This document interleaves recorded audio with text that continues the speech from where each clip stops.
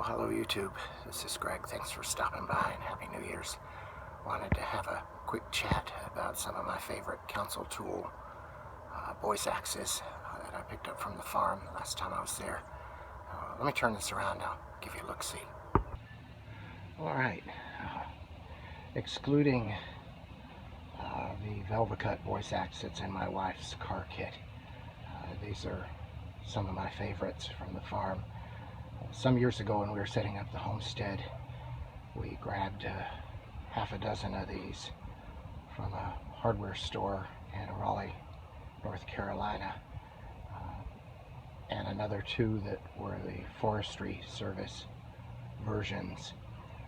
On the right over here is the basic $25, $30 council tool boys axes on its original haft. This is how they come, with a red painted head.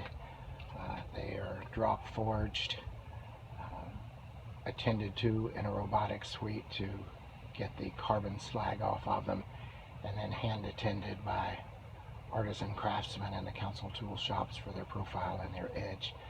They frequently don't come shaving sharp right out of the box, as these are retail versions, but a couple of the ones that I've had, I wouldn't rub your finger on them if I were you, or need a trip to the medicine cabinet.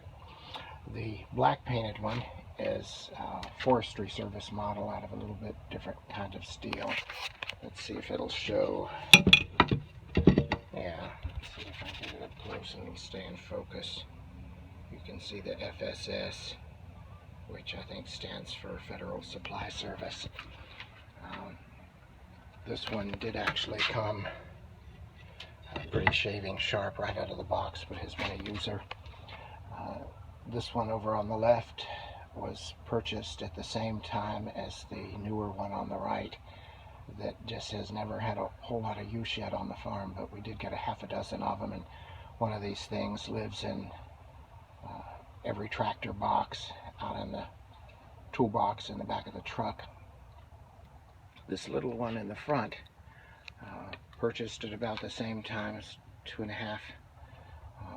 It's a Forestry Service version 2 that I finally, after being, I don't know whether Dave Smith or Craig Roost get the credit or the blame, but watching their videos of boys axes on 24-inch handles instead of 28 flung a craving on me to take one of these with a well-worn, loved, and hammered handle and pull it out and rehang it.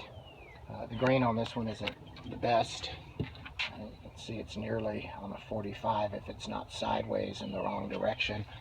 You can tell at a quick look, at a glance, how the grain is running in a non-complementary way. I'm not sure how much of a difference. If I was buying handles, I would probably avoid this one, but this one came out of some scrap hickory that I just wasn't willing to let go. I think if the density of the growth rings is pretty tight, it speaks highly of it.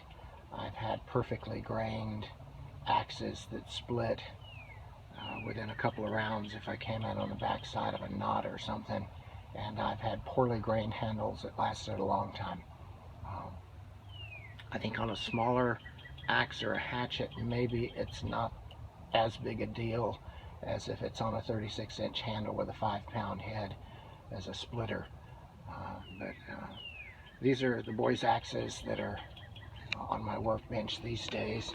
And this one, and again, I don't know whether Craig Roost gets the credit or the blame, but I saw one of his videos where the newest council Woodcraft axe was formulated from a boys axe head, and so I've taken a light marker and scribed some marks. I think I'm going to pull the handle off of this and take it out to the shop with a metal cutting bandsaw and some pneumatic tools and see, can I turn this old rail splitter version boys axe into a Woodcraft one like Craig Roost, that's now being marketed as the Woodcraft model from Council Tools.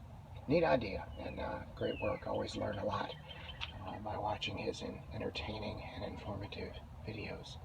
So anyway, thanks for stopping by. The next one, I'll probably take you through the process of turning this one into a Woodcraft axe out in the shop.